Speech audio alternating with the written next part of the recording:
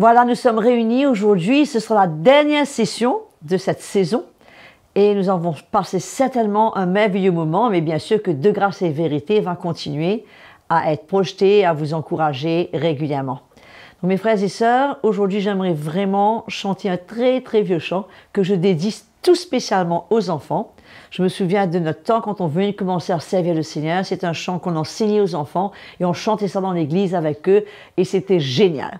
Donc, bien-aimés, aimons-nous les uns les autres. Si vos enfants sont dans la maison, invitez-les, s'il vous plaît, à se joindre à vous afin qu'on puisse ensemble chanter ce chant. Merci. Bien-aimés, aimons-nous les uns les autres, car l'amour est de Dieu, et quiconque aime est né de Dieu et connaît Dieu. Celui qui n'aime pas n'a pas connu Dieu, car Dieu est amour. Bien-aimés, aimons-nous les uns les autres. Bien-aimés, aimons-nous les uns les autres, car l'amour est de Dieu, et quiconque aime est né de Dieu et connaît Dieu. Celui qui n'aime pas n'a pas connu Dieu, car Dieu est amour. Bien-aimés, aimons-nous les uns les autres. Celui qui n'aime pas n'a pas connu Dieu, car Dieu est amour. Bien-aimés, aimons-nous les uns les autres. 1 Jean 4, 7 et 8. 1 Jean 4, 7 et 8. Alléluia. C'est vrai, mes frères et sœurs, le Seigneur n'a pas dit, c'est pas la belle maison que vous avez, c'est pas la voiture que vous roulez, c'est pas votre compte en banque que les gens sauront que vous êtes mes disciples. Non, non, non, il n'a jamais dit ça. L'apôtre Paul nous parle dans Romains 13, au verset 8, que l'amour est l'accomplissement de la loi. Donc, avant d'aller plus loin, nous invitons le pasteur Mickey Hardy et on écoute avec joie ce qu'il a partagé sur ce sujet qui est vraiment cher au cœur de Dieu. Bonjour, bonjour, très chers frères et sœurs, fidèles à notre programme, 15 minutes de grâce et de vérité. Je suis sûr que beaucoup sont bénis, encouragés, édifiés par ces quelques minutes tous les jours dans la parole du Seigneur Jésus. Merci à Audrey que pendant toute cette saison a été fidèle, joyeuse, plein de zèle pour nous aider à louer et adorer le Seigneur chaque jour de ce partage. Donc, bienvenue.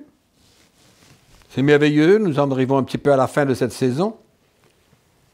Et nous allons parler ce matin dans l'épître de Paul aux Romains. L'épître de Paul aux Romains, au chapitre 13. Chapitre 13, nous allons lire un verset, le verset 8. Amen. Romains chapitre 13, verset 8.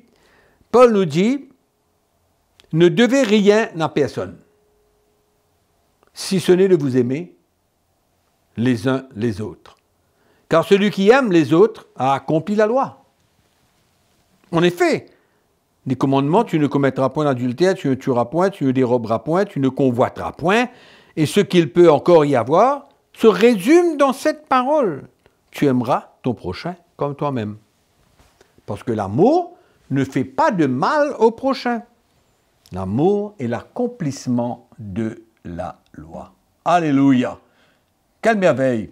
Quelle merveille de savoir que la seule et unique chose que nous devons aux frères, aux sœurs et aux autres, c'est l'amour de Dieu. Amen. Parce que Paul vient nous expliquer que si nous aimons nos frères et nos sœurs, nous ne pourrons pas les faire du tort. Nous ne pourrons pas les faire du mal. Amen. Donc, Qu'est-ce que je dois à mon frère, à ma sœur? Qu'est-ce que je dois aux autres? C'est une seule chose. C'est pas l'argent. Non. C'est pas ce que j'ai emprunté. Mais c'est l'amour de Dieu. Aimer mon frère et ma sœur. C'est la seule dette que j'ai envers quiconque. Amen.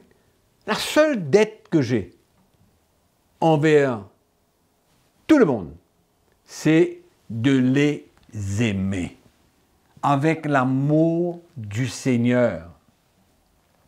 Et l'apôtre Paul encore, dans son épître aux Corinthiens, au chapitre 13, sa première épître, il vient nous décrire cet amour que nous sommes appelés à transmettre aux autres. Amen. L'amour est patient, il nous dit. Plein de bonté, point envieux, ne se vante point, ne s'enfle point d'orgueil, ne fait rien de malhonnête, ne cherche point son intérêt, ne s'irrite point, ne soupçonne point le mal. Amen. Et si on applique tout cela, cette description que l'apôtre Paul nous fait de l'amour de Dieu. Amen. Si on s'applique à manifester cela envers un frère, une sœur, envers quelqu'un, ben, nous aurons accompli toute la loi. Et personne ne pourra dire qu'on lui a fait du tort. Personne ne pourra nous accuser d'avoir mal agi. Pourquoi? Parce que nous avons porté l'amour de Dieu, l'amour du Seigneur dans notre cœur, envers nos frères et nos sœurs. Réalisons ce que Paul est en train de dire. Ne devez rien à personne, si ce n'est que de vous aimer les uns les autres. Amen. Écoutez, c'est vrai que dans ce monde d'aujourd'hui, nous sommes appelés à faire des dettes, nous sommes appelés à devoir aux gens, dans le business, dans beaucoup de choses, Amen. Mais la seule dette que nous devons avoir envers les gens, c'est de les aimer. Alléluia. Quelle parole extraordinaire, hein, qui résume finalement toute notre vie. Toute notre vie est résumée d'une seule chose, de l'amour que nous avons pour nos frères et nos sœurs. Amen. Et cet amour, la Bible dit, elle couvre une multitude de péchés. Alléluia. Amen. Donc je crois que c'est quand même vital pour nous de considérer quel genre de relation que nous devons avoir avec nos frères, nos sœurs. Tout est résumé. Non, un seul mot, l'amour. Amen. C'est vrai. Personne ne va prendre la femme de son voisin s'il l'aime. Si l'amour de Dieu se manifeste à travers lui, s'il est plein de l'amour de Dieu, il n'y a rien de mal qui va sortir de lui. Ce ne sera que de bonnes choses, que des choses encourageantes, que des choses édifiantes, que des choses qui vont relever les gens, qui vont les faire ressentir combien Dieu les aime. Et n'est-ce pas cela qui doit se manifester pour que des hommes et des femmes arrivent à Christ, parviennent à la connaissance de la vérité?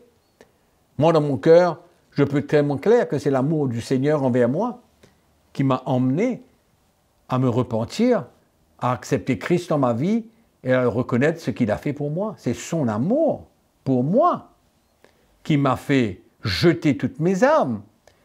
Et c'est cet amour qui est dans nos cœurs, dans ton cœur, dans mon cœur,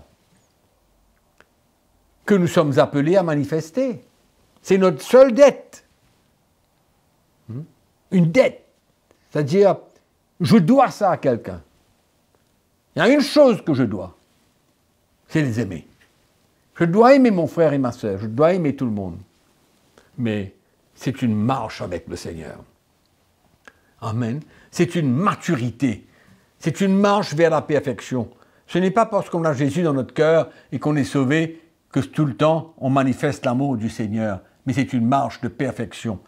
C'est une croix que nous avons besoin de prendre. C'est un brisement. C'est cet orgueil qui a besoin d'être brisé pour nous permettre d'aimer notre frère et notre sœur. D'aimer. C'est un travail de Dieu. C'est une œuvre du Saint-Esprit dans nos cœurs pour que cet amour de Dieu puisse grandir dans notre cœur. Et c'est ça, l'ultime but qui nous emmènera à accomplir toute la loi. Amen. Marcher dans la justice, marcher dans la sainteté, marcher dans l'amour de Dieu. C'est ça, la vie du chrétien finalement. Amen. C'est qui nous emmène à comprendre que finalement, nous ne sommes pas appelés à obliger d'aimer. Il y avait des chrétiens qui vous disent, ah ben tu sais, je suis obligé d'aimer mon frère, même qu'il est comme ça, comme si. Je suis obligé de l'aimer parce que la parole de Dieu dit. Non, on n'est pas obligé d'aimer parce que la parole de Dieu dit. On doit permettre au Seigneur de faire une œuvre dans notre cœur pour enlever tout ce qu'il y a de méchant, de mauvais en nous, pour pouvoir aimer même celui qui nous persécute. C'est pourquoi Jésus dit aimez, priez pour ceux qui vous persécutent, aimez ceux qui vous haïssent.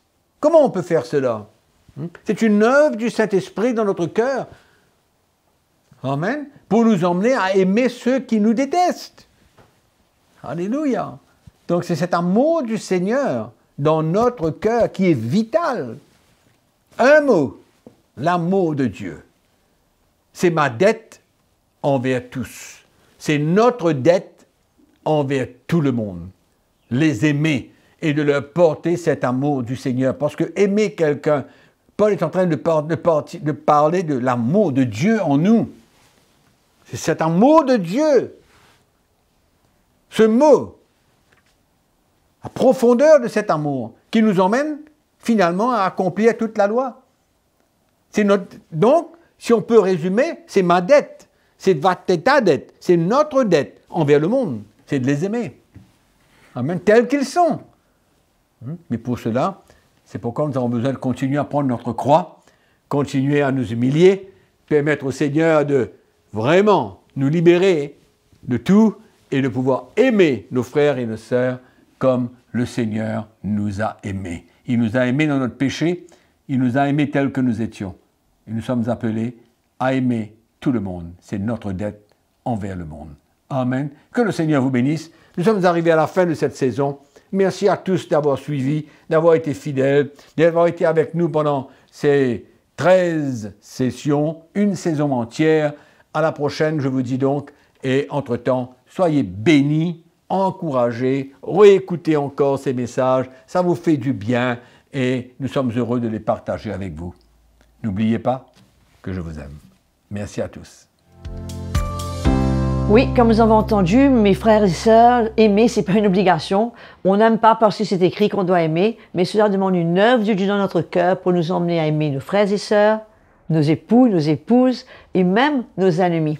Donc, ouvrons nos cœurs et disposons-nous pour que le Saint-Esprit puisse faire cette œuvre en nous. Merci encore d'avoir été avec nous et merci au pasteur Mickey Hardy pour toutes ces merveilleuses réunions que nous avons pu avoir au cours de cette saison. Et je vous encourage à mettre un petit pouce, à liker, bien sûr de soutenir la chaîne, de partager et aussi de nous écrire pour nous faire connaître ce que le Seigneur a fait dans votre cœur pendant cette saison. C'est donc aujourd'hui la dernière session pour la saison 24, mais continuez à être fidèles pour tout ce qui va suivre. Et en ce qui me concerne, c'est certain, je vous retrouverai très bientôt. Que le Seigneur vous bénisse.